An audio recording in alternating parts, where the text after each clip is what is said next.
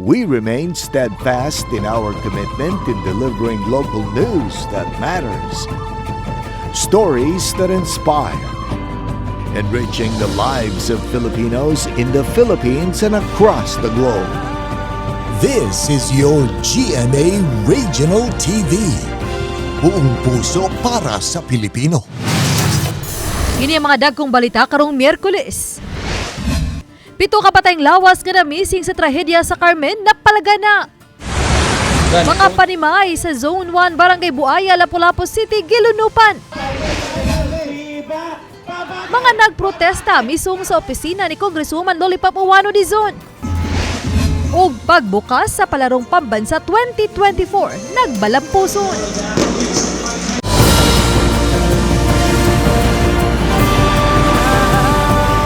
Kini ang GMA Regional TV Balitang Disda. Maayong hapon, kini ang inyong GMA Regional TV Balitang Disda kang bugtong kasaligan. Kasandigan o kadangpan sa mga Bisaya nga maghatod sa labing dakog mga nagunang balita nga mahinungdanon sa Central ug Eastern Visayas ug live dinhi sa GMA Complex sa Dakbayan sa Sugbo. Ako si Alan Domingo. Nabangala na ang tanang 7 ka mga tawo na missing sa lungsod sa Carmen. Human gianod sa kusog nga pulog sa baha ang pick-up nga ilang gisakyan sa barangay Luer na Timawan niadtong Lunes sa hapon. Samtang ang pag-asa mitataw nga flash flood ang nahitabo sa Carmen, human mibubo ang tubig nga sama sa gidaghanon sa tubig sa 40 ka standard size swimming pool. Sa ilan natong detalye, nining report. Napalgan ang lawa sa ekonom nga biktima nga mao ang 15 anyos nga si Mike Stanley Tungal sa kadagatan habig na sa lungsod sa Bourbon pasado alas 11 ganinang udto. Kini human gisuhid sa mga naglangkob sa Philippine Coast Guard ug sa Carmen Municipal Disaster Risk Reduction and Management Office ang kadagatan din unang nabangalan ang mga patayng lawa sa mga biktima. Lakip sila sa 17 ka masakay sa pick-up nga gianod sa baha pasado alas 4 sa hapon niadtong Lunes. Nalawas ang napulo nila ka mga kauban human nakapatong sa dakong bato. Miso sina sa dapit na hitabuan ang official sa Office of the Civil Defense kun OCD Region 7. Nakita nila kun unsa ka peligro ang dapit panahon nga mubundak ang uwan busa aduna sila rekomendasyon. Yung area pong yun medyo talaga madulas talaga doon. So we're recommending na siguro to come up with another rail. Kasi kung may rail doon na matibay-tibay siguro, it will help Hindi maaanod yung pick-up Samtang hulagway ni Engineer Al Kiblat ang Pangulo sa Pag-asa Visayas nga usa ka flash flood ang nahitabo sa Carmen tungod sa nasinating torrential rain niadtong mga orasa. Na monitor na matod nila ang kahimtang sa panahon niadtong mga orasa apil na ang sa lungsod sa Carmen. That event was an extreme rainfall event. Mugna sa thunderstorm, July 8, that was Monday. And a series cell of thunderstorm. Ginuga sa Pag-asa nga tungod sa kakusog sa pagbundak sa uwan, nakabubo kinuog daghang tubig nga susama kadaghan sa 40 standard Olympic size swimming pool gikan sa alas 4 sa hapon hangtod na pagkagabi. Hinon giklaro sa Pag-asa nga white cloud burst nga natabo niadtong panahona. Ang natabo sa Carmen, mas daghan ang bibubo nga tubig due to thunderstorm. 101 millimeters of rain in the span of 3 hours to 4 hours. So, nakatala siya og mga 40 ka swimming pool, standard size, in 4 hours. Tapos, ibundak niya na ng kuana. Ang kategory sa rainfall nga amo ang na-estimate, or based on our assessment, was torrential rain. Samtang wa ipadaplin sa Pag-asa nga usa ka alimpos ang nahitabo sa lungsod sa Liloan nga miguba sa ubay-ubay nga kabanayan. Nagpasidaan usab ang Pag-asa ug ang OCD nga magmatngon karong panahon sanglit posible nga masinati paghihapon ang ingon niini nga matang sa panahon. Kauban si Godfrey Relian, ako si Alan Domingo. Balitang Bisdak. Mga panimay sa pipila ka mga residente sa Zone 1, Barangay Buaya, Lapu-Lapu City. Gibahaan dihang mipundak ang kusog nga uwan niadtong Lunes sa hapon. Ang gitrabaho ang drainage sa dapit. Ang gitumbok sa mga residente nga mga hinungdan. Si Luan Merondina sa report. Nagamay drainage, naglunok kayo noon. May pambito kayo drainage, gawa maglunok. Kastang kabuang. Yung saan. Ahong saan, tabangin mo dito usay kakabang mo ani. Usa lang kining panimay ni Antonio Tito Jr. sa mga panimay sa Zone 1 Barangay Buaya nga gisanapan sa tubig dihang mibunok ang kusog nga uwan niadtong Lunes sa hapon. Emosyonal nga gisaysay ni Tito ang dakong kadaot nga nahatag sa pagbaha sa ilang mga appliances o gadgets. Ug wa siya laing gibasol kundi ang drainage project sa ilang lugar. Di pili, pero ang amo lang nga matagag-tagad ba nga mahuman siya nga mabuslutan kay praro no daggo blapod ako na una di ta ka-focus trabaho kay andire man ya ako arbe ang bata mo mabilin. Gani, gipakita pa niya ang mga pangagod sa iyang BTS. Ganiha, naabdan sa RTV Balitang Bisdak ang pipila sa mga residente sa dapit nga nang hakot og bato ug anapog aron mapugnan ang pagsanap na usab sa tubig uwan ngadto silang panimay ilabi na kay nagdagom-dagom na usab karong adlaw. Matod sa 75 anyos nga si Protasha Pino, naabdan silang kadlaw niadtong Martes paghabwa sa tubig ug paghipo sa ilang mga nangabasa nga mga gamit. Dobling kahasol alang kaniya kay na-stroke ang iyang 76 anyos nga bana. Busa di kini makadali-dali og lihok. Mura man og gidoy-doyan na kay tubig ang katrin lutaw naman. Tanan na kong butang nga basa. Basta na daghan kay labunon niya. Sao pa nato pag kuning nananampoy uwan? Kay gibahaan usab niadtong Lunes sa hapon ang parking area sa panimay ni Buaya Barangay Councilor Neneth Alforque, gitambakan na lang nila kini og mga binakbak nga parte sa bay. Hinuon malaumon si Alforque nga masolusyonan kini kun hingpit nang mahuman ang pagtrabaho sa drainage. Usam-sag ko gyud sa lumad gyud nga taga diri. Wala gyud mi ka-experience ani before sa wala pa ni nila gikautan. Pero lagi kay kana ganing wala pa man jud nahuman ang outpool, maka-experience gyud mig mga ingon ani kun dunay mga uwan. Pero kani temporary ra gyud ni kay kining project mo man jud nay solusyon sa tubig nga nagpaingon diri gikan sa ibabaw.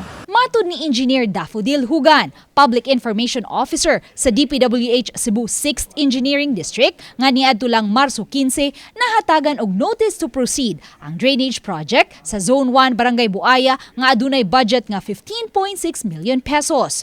O gikatakda kining mahuman sulod sa 169 ka adlaw. Hinuon matod ni Engineer Daffodil, karong hapon makigtigom ang project engineer niini kang Mayor Junard Ahong Chan aron matuki ang suliran sa dapit. Actually, before, ma'am, naka-receive me o complaint din ha, nga kanang magbasa na diha ang daan ba. Tapos, among gipa-investigate na ay kanang murag cistern tank diha nga temporary ba to nga cistern tank. Unya, dito lang sa, gunay drainage pa diha ato nga time. Pero sa kanang yung kuanro na nagbaha, wala nagbaha before, niya karon nagbaha na, amo pa nang susihon po dito sa kuan unsa jud ang cause ana di man pud mi kaingon nga tungod ana good. Sa record sa Pag-asa Mactan, natala ang 74 mm kon 370,000 ka mga baril sa tubig per square kilometer ang nabubo nga uwan sa Subo sulod sa 6 ka oras nga pag-uwan niadtong Lunes. Uban ni Marlon Melgazo, Luan Merondina, Balitang Bisdak. Sunog miolbo sa may meat section sa public market sa lungsod sa Minglanilla. Pasado alas 8 kagabi, gisa kini sa second alarm o gideklara nga fire out alas 9:30 kagabi. Hingpit yung naugdaw ang 7 ka stall sa meat section, samtang usak ang partially damaged. Tinisyal nga banabanas ka bombiruhan sa Minglanilla mukabat sa 65,000 pesos ang gibiling danyo sa sunog o nga padayon pang gisubay ang hinungdan niini. Kining usa ka igsuon sa tagya sa nasunog nga stall. Nagbakho nga misaysay sa tulo nila ka stall sa midsection ang naugdaw gyud nga puno sa igbabaligya. Lakip sa wa matinong kas og tulo ka freezer. Matod ni Florami Janko nga duda nila nga diha sa ila nagsugod ang sunog. Yung tugay na nilang gireklamo ang mabasa sa uwan kasakakanan sila kuryente kon muuwan. Kagabi ato sa pagkasunog nahitabo gyud ang pagbunog sa kusog nga uwan. Pag uwan niya, kusog kayang kayo, yan isud sa kanang iya ganing sakit, basig na kuan sa iyang kuan. Dito napunta sa freezer ang tubig. Mao to ni kayo, matabang batato yan. Na may mga LPG diyan no, dagang kay LPG. ang bombero din nakasud kay mahadlok naman sila ni ana naman ang kayo. Hapsay ug nagmalinaw na ang pagbukas sa palarong pambansa kagahapong adlaw nga gitampungan sa 20,000 ka mga tawo matod sa kapulisan. Samtang gisugda na sab karong adlaw ang pipila ka mga outdoor sports competitions. Masaksihan sab kini pinagi sa ilang live streaming. Anay report. Dinhi sa live streaming room sa Palarong Pambansa 2024 Media Center, makita ang venue sa tanang paugnat sa kusog. Sama na lang sa football nga gipahigayon sa duha ka venue sa Talisay City.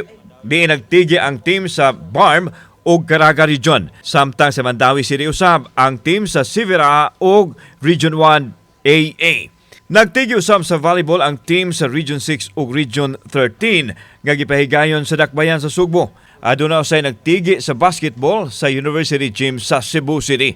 Pipila lang kini sa mga paugna sa kusog nga nagtigi alang sa elimination round karong adlaw. Kasamtangan, wa pay na listang medalya sa medal standing monitoring nga expected kuno nga moabot og pipila pa ka mga adlaw. Samtang gihulagway sa Cebu City Police Office nga hapsay og nagmalinawon ang pagbukas sa Palarong Pambansa 2024. Mapasalamaton kita sa pagsabot sa atong mga tibuok katiling bandiri sa Cebu sa siyudad sa Sugbo nga og sa ilang suporta nga magnamalinawon gyud ang atong pag-open sa palaruan. Sumala usab makig-alayon po nato ang panahon nga medyo wala gyud siya ning ulan. Gibanabana nilang adunay 20,000 ka mga tawo ang misalmot og misaksi sa labing dakong sporting event opening kagahapong adlaw.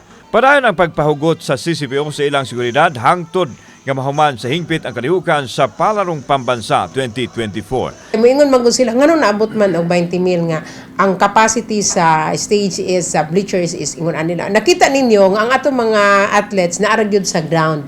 Sa ground na sila din kato atong mga general spectators mo atoy naa sa bleachers. So dili gid siya ingon crowded. Kauban si Godfrey Relian, ako si Alan Domingo. Balitag Bisdak.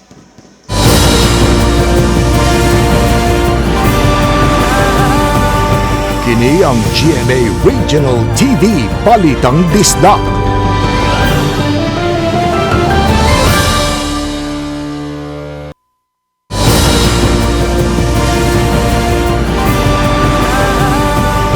Kini ang GMA Regional TV Balitang Bisdak. Nagprotesta og misulong sa opisina sa ilang kongresista ang masakop sa LGBTQIA+ community sa Mandawi City. Pagsupak sa pagpabalhin og assignment sa City Treasurer og LGBT Advocate ang ilahang gisinggit. Ang detalye sa live report ni Nico Serino. Nick.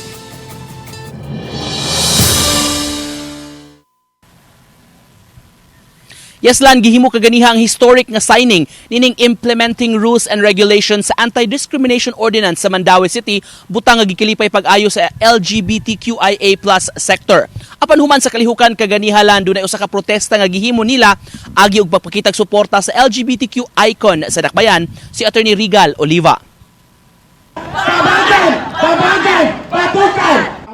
Nagprotesta ang mga sakop sa LGBT sector, lakip na ang mga miyembro sa women's organizations.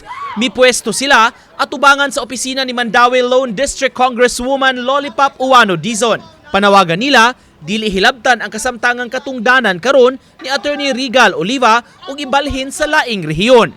Bisan sa City Hall, nagtapok usab sila sa pagpadayag sa ilang panawagan ng hinaot nga paminawon. Manaamo siyang gihangyo nga iyang hangyoon si Speaker Romaldis nga dili niya ipabalhin si Attorney Rigal Oliva nga adto sa nabutas kay siya naara gyud dito sa Mandawi kay wa gyud say nahimo nga ngil-a diri sa Mandawi usa siya may nakatabang sa tibuok pang LGBTQ. Sa interview gihimakak ni Uwano Dizon nga siya ang nagpaluyo sa posibleng transfer ni Oliva. Apan giklaro niya, normal ra sab hinuon ang mga pagbalhin og assignment kung gimando kini sa ilang labaw. We have always been silent, no?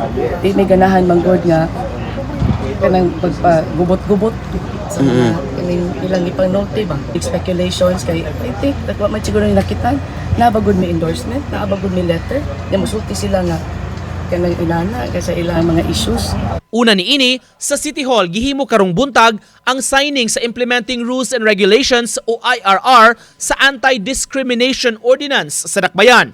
2016 pa napasar kini apan nalangay ang hingpit nga implementasyon tungod kay gihimo pa ang IRR. Gipangunayan ang signing kaganiha ni Mayor Jonas Cortez, City Treasurer Oliva, LGBT sector ug mga advocates. Ang significance ani is a commitment sa city for to go against with discrimination and stigma in society para murag gihatag og kanang importansya LGBT, especially people of diverse SOGSC. Overwhelming, excited kaayo mi. We're happy for the LGBT community of Mandaue since this is for them nga kanang ilahang ADO na anay kaakibat pud nga implementing rules.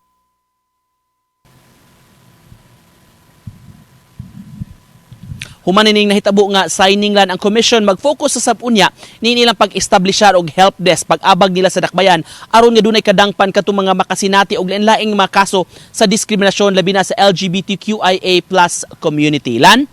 Okay, daghang salamat Nico Serino. Outgoing Deputy Secretary ug Vice President Sara Duterte binuang sa ospital nga mga atleta nga may gitumbok hinungdan nga napakyas siya sa pagtambong sa opening sa Palarong Pambansa kagahapon-sapon. Anang report ni Femari Dumabo. Gipasabot ni DepEd Undersecretary Michael Wesley Pua na si outgoing DepEd Secretary Vice President Sara Duterte ang gusto lang mohatag og moral support sa pipila ka mga atleta sa Palarong Pambansa nga naadbit sa Tambalanan. Iyang gipasabot kagahapong adlaw lang usab na sayran sa Vice Presidente og nahukman sa opisyal nga bisitahon ang mga pasyente aron personal nga mapangumusta. Walang alam ko kasi kahapon bumisita po siya, no? Doon sa kahapon ng hapon, bumisita siya kasi nakakuha kami ng balita na meron tayong mga athletes sa Palarong Pambansa na na ospital for various cases, na minsan may dengue and then some of course may iba-ibang ailments. So naisipan ng ating Vice President na bisitahin sila kahapon para mabigyan sila ng moral support for the upcoming, of course, Palarong Pambansa. Gahapon sa hapon, ipaabot nga mag-abot unta sila si Presidente Bongbong Marcos o Duterte sa opening sa Palarong Pambansang 2024. Human miliwat sa katundanan si Duterte isip Secretary sa DepEd. Apan bugtong ang Presidente lang ang mitambong. Samtang yan ay pang-adlaw sa panagtagbo nila ni Duterte o sa incoming DepEd Secretary, Senador Sonny Angara. Padayon na hinuon ang pagpangandam sa transition sa bagong kalihim sa DepEd. Natingob karon ang oras ni Duterte sa mga kalihukan sa school break o sa pagbuka sa school year 2024 to 2025. Yung bagong K-10 curriculum, yan na po yung i-implement this coming school year 2024-2025, no? Nationwide phase implementation. And then yung senior high school naman po ay kasalukuyan ay nire-review naman po yung curriculum rin. In fact, ang target po niyan is by school year 2025-2026 ay magkaroon na rin ng pilot. But syempre po, no, we defer to the incoming secretary also. Obani Cleofer Lumayag, Femari Dumabok. Balitang Bisdak. Mga kapuso, nagsugod na bagong Regional Purchase Promo sa GMA. Ang kapuso kasiyahan panalo, pwede ninyong ipadala ang inyong entry sa Dagupan sa Pangasinan, Naga sa Bicol, Cebu o sa Cagayan de Oro alang sa kahigayunang makadaog ug daghang papremyo. O sa mga local nga piniling local supermarkets o groceries sa mga participating local stations. Mutapos ang official sending of entries karong August 16. Bisitahan lang official Facebook pages sa GMA Promos, GMA Regional TV, Soberadio DZWB ug Barangay LS alang sa kumplitong listahan sa Dropbox locations. Mag-amping sa fake news, tutok lang sa GMA o bisitaha ang official Facebook page GMA Promos alang sa kumplitong mechanics o announcements. Sa buot mamahimong kabahin sa nag-unang leading broadcast network ng GMA Network, ani ay mga bakanting trabaho alang kaninyo.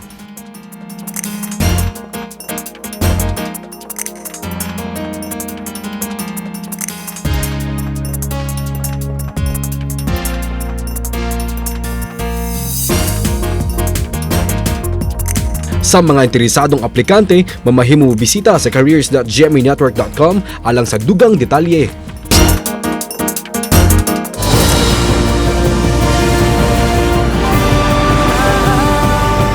Kini ang GMA Regional TV Balitang Disda.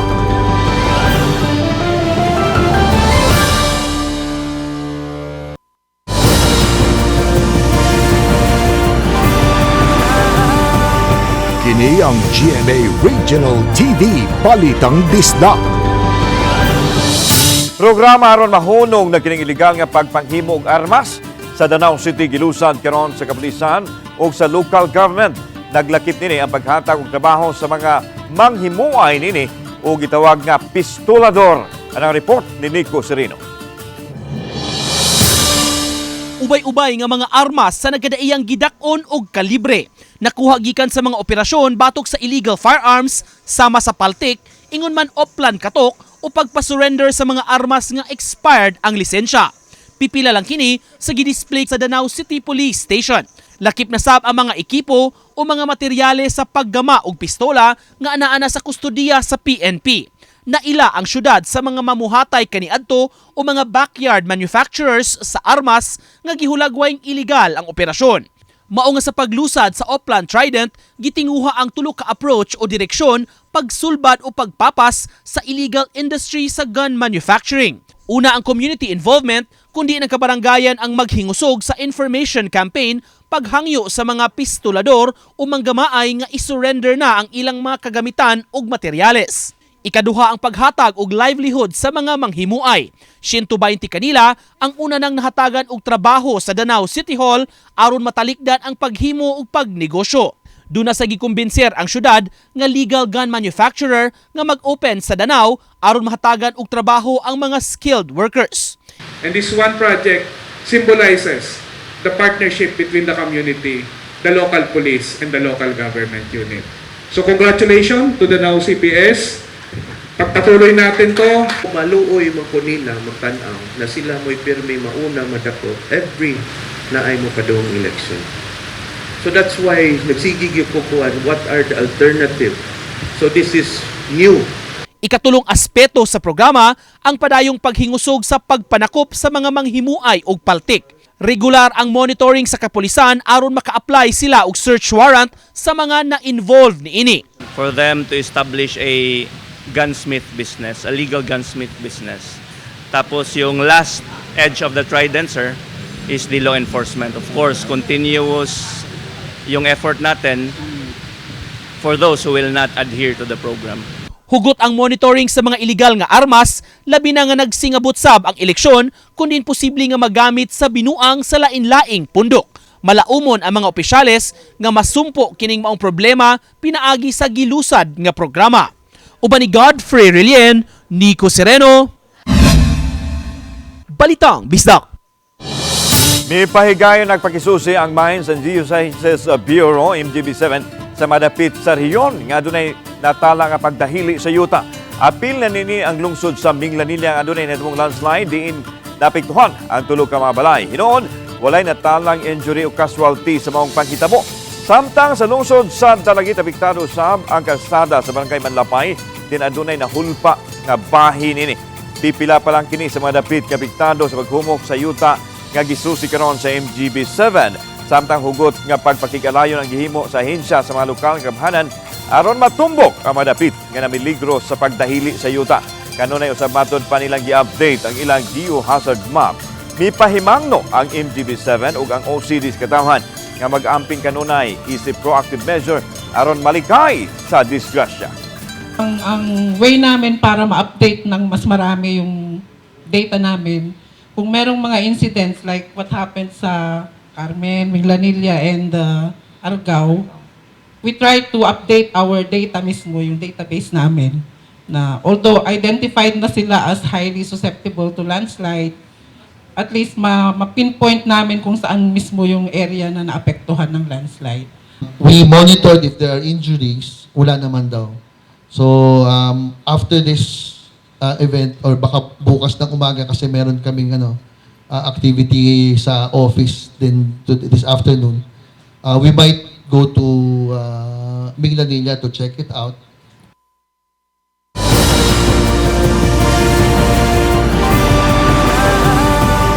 Kini ang GMA Regional TV Balitang Disda.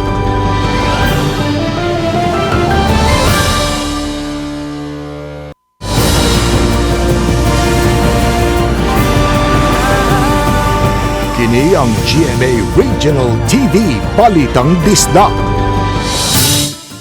Presidente Bongbong Marcos nangulo sa inaugurasyon sa labing dakong planta sa putaw sa Tibok Nasod kanahimutang sa lungsod sa Compostela, Cebu. Alas 4 kahapon sa hapon naabot ang presidente sa nasong planta.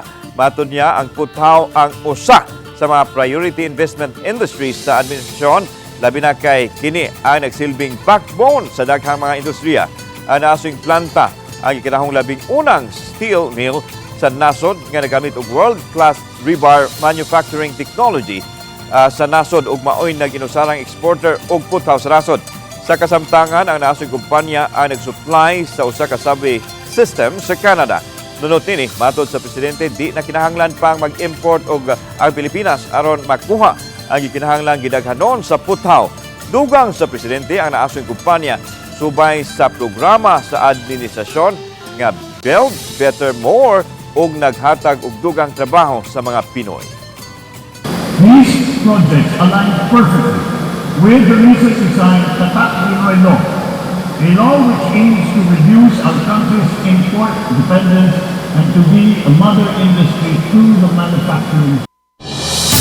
Mga tanod sa nakadayang barangay sa mainland Lapu-Lapu City ang gipaubos sa training sa City Auditorium. Gitigom kining maabot sa 600 ka mga tanod og namong ang mga opisyal sa DILG, Kapulisan ug City of Lapu-Lapu City Office for Substance Abuse Prevention kon close-up. Kini aron madugangan ilang kaybaw sa ngayan nilang buhaton ilabi na sa pagtubag sa mga alarma nga maprotehian ang ilang kaugalingon. Apan di usab makalapas sa tawhanong katungod. May mga SWAT personnel usab nga mitudlo kanila sa mga handcuffing technique o unsaon pagpusa sa mga dinakpan ug ang lagda nga subayon sa paggamit og excessive force. Ug mga adlaw ang mga tanod na usab sa mga island barangays ang ipaubos sa training. Especially nga unsa may ang amo ang buhaton, unsa man ang among limitation, unsa man ang amo ang pwede dili ay buhaton isip barangay tanod. Kinahanglan makaibaw ta ana. Same yo sa mo sa PNP nga dili di nga pwede nato bunalan ka ng mga ang ato ang madakpan ana. So ato yung i-restrain ang kuan no. Walay paggamit sa excessive force. Namoy mga tulo ka level ang paggamit og pwersa ba. Labi na og unarmed siya, so dili siya kinahanglan bunalan og madara og kung naman ko'y mga compliant subject lang nga mosunod ra bitaw kung naay mobadlong. Pagsulod sa mga langyaw divers nakapikto sa panginabuhian sa mga local divers sa Lapu-Lapu City. Kini ang usa sa gipaabot sa mga local divers ngadto sa bag-ong nilingkod nga tourism officer sa Lapu-Lapu City nga si Gary Lau. Ngatong weekend, gitigom ni Lau ang mga licensed local divers sa Dakbayan aron may isgutan ang nagkadayang mga issues o concerns sa ilang panginabuhian. Subay nini, naglaraw ang tourism office nga mupahigayon og dive summit karong tuiga diin may accreditation nga himon alang sa mga licensed divers. So usa na sa atong pagtanawon unya na ano man usa man ni paghihitabo ate even specifically mention usa ka national kaning mga Koreans foreigner na hinuon may nagtugod sa mga foreigner ya kami na hinuon wag ta anak noon. Lakip sa higisgutan ato sa tigom sa mga divers netong weekend ang pagpahigayon og regular clean-up drive ug ang paghimo sa malakang aron kaprotehian ang mga corals nga magusbat sa pag-angkorahe sa mga motor bangka.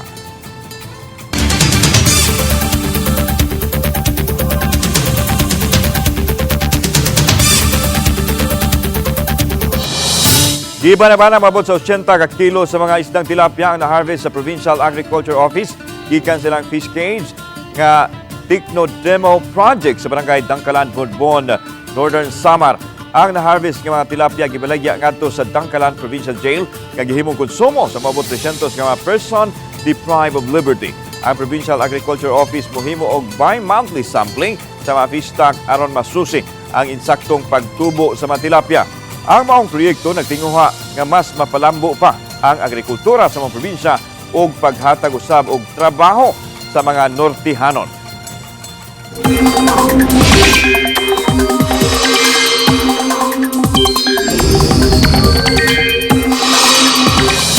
Padayong magpawan sa pipila kabahin sa nasod ang Intertropical Convergence Zone o Easterlies. Ang duha ka mga weather systems magdala og pag-uwan og localized thunderstorms. Sa kasayuran sa Metro Weather, wanon ang dagkong bahin sa Eastern ug Central Visayas ingon man sa Cebu, Bohol, Samar ug Leyte provinces. Mga kapuso mag-amping kay posibleng musangpot kini sa mga pagbaha ingon man landslide. 16 ka mga talented nga batanong artist gikan sa lain-laing rehiyon sa nasod ang nagtigi sa Pinta Husay competition sa City of Naga kagahapon. Ang pasilong sa Naga nga usa ka landmark sa mga dakbayan ang napiling subject kalab ilang idibuho. Gihatagan sila og 8 ka oras aron makumpleto ang ilang mga obra ug gawas nun usab silang makapili sa kun asa sila buot mo pisto. Sagad sa mga partisipante mas gipili nga subject ang pasilong sa Naga samtang adunay gipili nga punuan lang og uban pa. Tingwa sa National Festival of Talents 2024 nga mas palambuon pa ang matalento sa mga tinun-an. Nagpadayon ang lain-laing kompetisyon sa National Festival of Talents 2024. Nagpakisayod og nangay update ang Malacañang sa nitubong trahedya sa lungsod sa Carmen. Matod sa Office of the Civil Defense, Director Joel Eristain, giusa na nila ang reports kabahin nini. Labi na, kanangayo og report kabahin nini ang Malacañang kagahapon sa speech ni Presidente Bongbong Marcos atol sa opening sa Palarong Pambansa. Gilakbit nini ang pag-ampo sa mga napiktuhan sa trahedya ni adtong miaging adlaw sa Carmen. Isaad usab ang presidente sa assistant sa gobyerno sa tanang mga apektado sa lain-laing LGU sa Sugbo. Samtang gikumpirmar sa MDRRMO Carmen nga nakita na ang lawas sa bag-ong gikasal nga magtiayon nga silang Rizami Ipel Custan ug Elmer Custan. Una nakitaan ang asawa alas 3 gahapon sa hapon, samtang mga alas 5 nakita usab ang bana. Gikumpirma nila nga 7 ka buwang nagsabak ang babae. Ugma gikadaktang ilubong ang mga biktima. I also direct the Office of the President and the DSWD to provide assistance to the local government units affected by the flooding. We include all those affected in our thoughts and in our prayers. Kami, ang GMA Regional TV Balita Mitsa, kaya kinatibuk ang pwersa alang sa mas dakong misyon ug mas salapad nga pag-alagad sa nasod. Maayong hapon, mga kapuso.